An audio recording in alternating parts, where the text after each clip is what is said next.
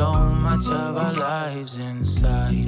Either in traffic at work or close eyes. How about we all agree that it's way overdue to take back our lives? I can work wherever now.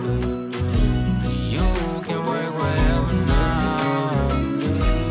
Take your guard and let it down, 'cause you can work wherever now.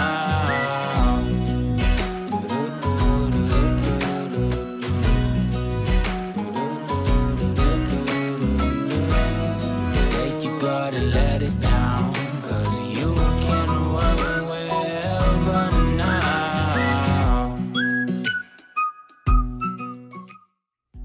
What's up, guys, and welcome into the Work Wherever podcast. I am Roy Edwards, and I'm your host. We're going to be going over a different type of topic today because typically I don't talk about security, but I did want to get into security today as there's a couple different things that I've noticed around the internet and a little bit of my background. So I don't know that I've ever really given my background on the show before, but I come from the federal government space. So my first job, real job, I guess you could say, corporate position, was working for the federal government. I worked for a three-letter agency. I won't say which one it is, but I did work for, it'd probably be pretty easy to find out. It's all over my LinkedIn, but I did work for a federal agency. And during my time there with a clearance, now I didn't have a very high clearance. I did go on to get a higher clearance elsewhere, but they hammer into your brain the idea that foreign advocacies are looking for ways into the government. So they're looking for somebody who's going to make a mistake or somebody who's in a bad position, financially or otherwise, that they can take advantage of. And so I have been kind of hammered that into my brain. And while I have left the government, I still do business with the government. I understand there are certain things that foreign adversaries look for when they are trying to get into stuff they're not supposed to. So I wanted to share that with you as we are starting to enter into the holiday season here, and there are a lot of things that you're probably doing that you don't even realize are putting you in a security risk. I've started to see it over and over and over again throughout the last, years really, but more so over the last month and a half. Holiday season is starting to pop up, and so people are just like posting all over social media, and I'm like, oh my gosh, stop that, And I've DM'd a couple of you that I know and been like, hey, don't do that. That's a bad idea. Here's why. And I figured, if I'm DMing people and I'm letting people know this is a bad idea, might as well do a quick podcast on it. And so this is going to be a quick, short, to the point podcast where I talk about things that you should and should not do within the internet and why. So I'm going to give you 3 quick pointers as to things that you should not be doing, and I'll give you reasons why, and then I'll give you a couple tips on things that you should do in order to protect your environment. So the very first thing is, like I mentioned, this is a time of the year when a lot of you are traveling. Now, just because you're traveling doesn't mean, and I know that this is it's very easy to get caught in this trap. You're taking your videos of the airport, you're taking your pictures of the plane wing while you're flying off, and you want everybody to know that, you're not trapped in your house and all these other things. All good things to share. Why not share when you get back? There's no reason why you have to share that information when you have left. Here's a couple reasons why. If there is somebody who is looking for you and they want to get, your information, and they know that when you're most vulnerable is when you're not in your normal working environment. So if you're on vacation, they know that you could be a potential target at that point in time. They know that your house is vacant. They know that computers could be vulnerable. Your environment itself, if you're out of the country, you're probably not logging into your company accounts, and therefore you could be susceptible to a hack. Also, since you're not tracking and you're not logging into your environment as regular when you are on vacation, if you are on vacation, you're likely not at your home, right? Sometimes you go on a staycation, but if you are on vacation, you're likely not in your home environment. Maybe you went to the beach or something like that. Your policies, your security policies will trigger if somebody logs in not on your regular IP or not in the state or country in which you generally log into. So if you are in, let's pick a state, country, let's say Aruba.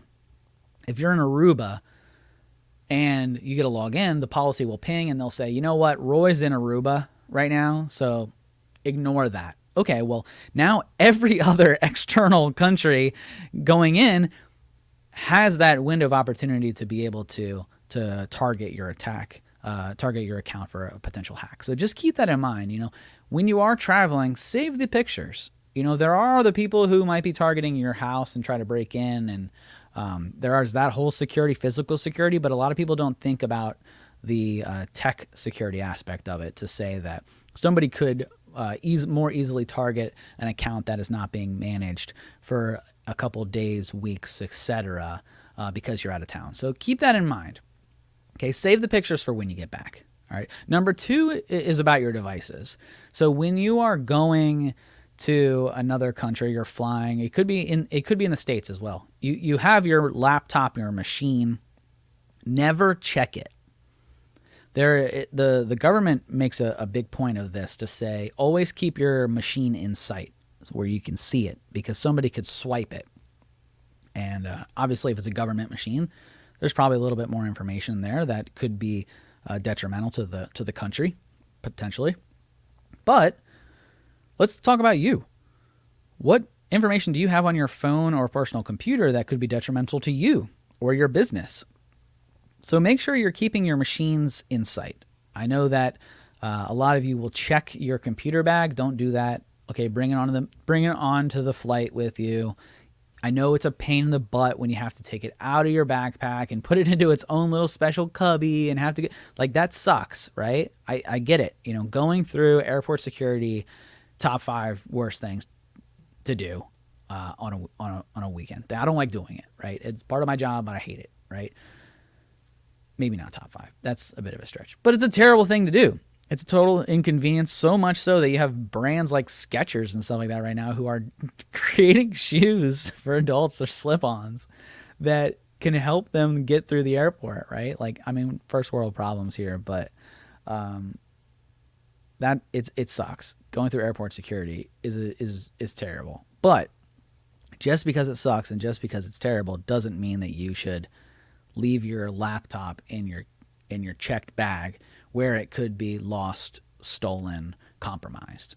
Okay, bring it onto the plane with you. Make sure that it's in eyes reach at all times.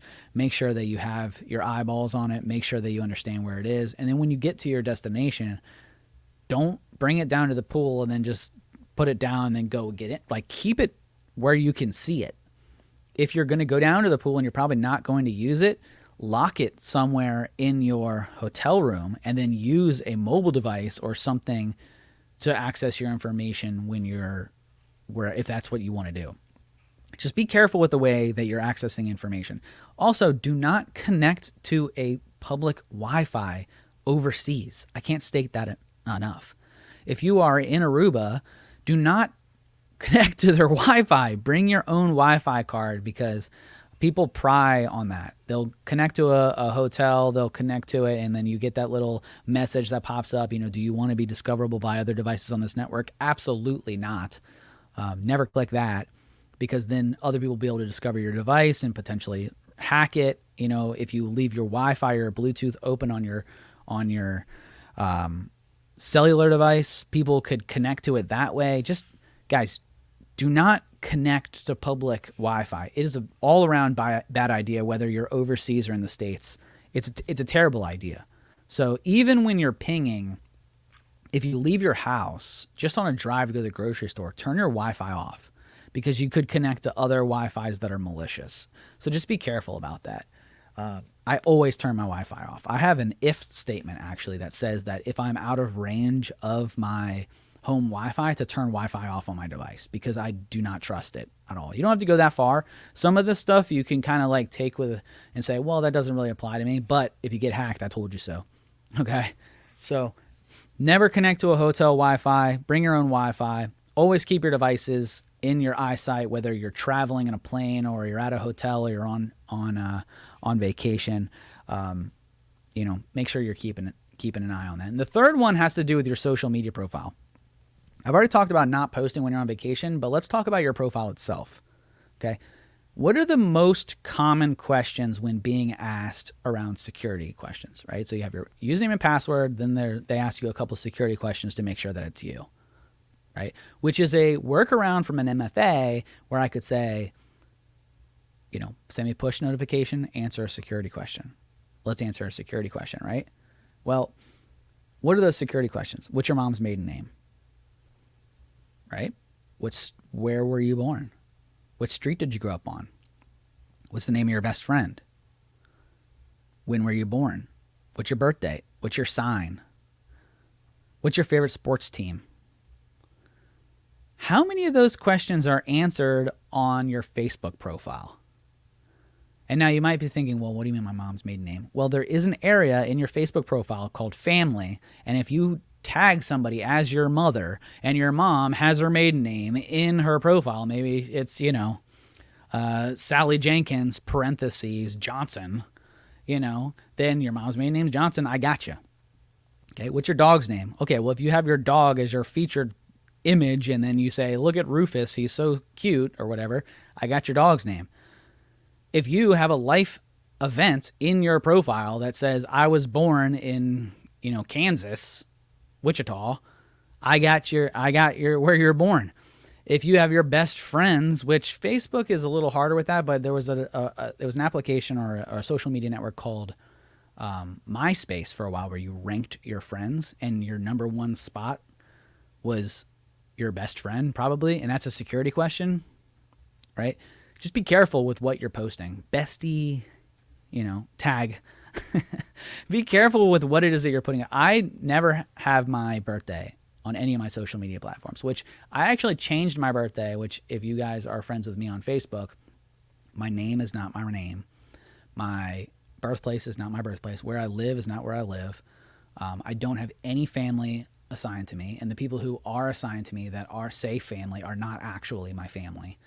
But my birthday is wrong. Like, my birthday is not my actual birth date, month and day. And then the year is like 1902, which, since I did that, I get a whole bunch of targeted ads now through the mail mostly from like AARP. And I'll get a whole bunch of phone calls from people who are looking for like senior health care. Because these companies who are collecting your data, if it's free to sign up for, there is some way that they are making money. And it's generally through ad sales. So they have these lists of members who are signed up for their platform, say, here is their personal information, which they have given us, which we then sell out. MLB does this, Facebook does this, all kinds of social media profiles do this, where they'll say, hey, give us your information. You're giving them their information. They can do with it what they want inside their services agreement. So be careful what you're giving these social platforms, because it can be used against you for on the dark web, for hacks, for brute force, anybody who is trying to get into any of your information. So those are your 3 tips. So what do? Reverse your name on Facebook. You can actually show your public name different than your private name. I do that. Hide all and any personal information. Don't put your birthday on there. I know that's fun sometimes to have your birthday card show up on Facebook, but it's not worth it. Okay? Take it off. Don't display it. Or be careful what you display to the public, because you can lock down your profile to just your friends or friends of friends. I would not even do friends of friends, because there are people out there who will target a specific person and then friend all of their friends so that they can get into that friend to friend window. So make it only friends. Be careful who you're accepting as friends. Don't accept anybody. Okay. Some of this is kind of, obvious, but make sure that you're not doing it. I don't care what their profile picture looks like, where they said they went to high school, or how much they say they know you. Don't accept somebody you don't know who they are. Okay? Go through your profile, remove your families, remove any personal identifiable information, and just keep it simple. Like, the internet can be a very dangerous place. As much as it can be a fun place, the internet can be a dangerous place. You need to protect yourself, because otherwise you could be in some deep trouble. So guys, that is the podcast for today. It was on security today. I'm not a security expert per se, but I do have a good amount of everything that we do at Capital Presence is to support enterprise organizations and the military and federal government. And so in working in that field, I have been a product of security. I'm not a security expert. That's not like what my certifications are in. But if I build anything, you better believe that that thing is built through DevSecOps, and there is security all over that bad boy. Okay, so it's not what I do, but everything I do is secure and has security assigned to it. So if you have any questions about that, shoot us a DM, shoot us a question, hit us in the comments below. If you're watching on YouTube, if you're listening on iTunes or Spotify or anything like that, leave us a review, please. That helps us out tremendously. Reach out to us at capitalpresence.com. We're working on a website specifically for this podcast, which should be launching soon, which will have resources, all kinds of information, downloadables, content, all kinds of things to help you be more secure and ultimately work wherever, because that's what we're trying to do here, right? Is build remote cultures, enable you to spend more time with your family, to have your business functional from anywhere on the planet, to be able to communicate with multiple locations and have a remote workforce. So that's the idea here. Guys, thanks for hanging out. Like, subscribe, hit us with a review. Let us know what you think of this podcast, and we'll keep pumping them out for you. So thanks, guys, and until next time, see ya.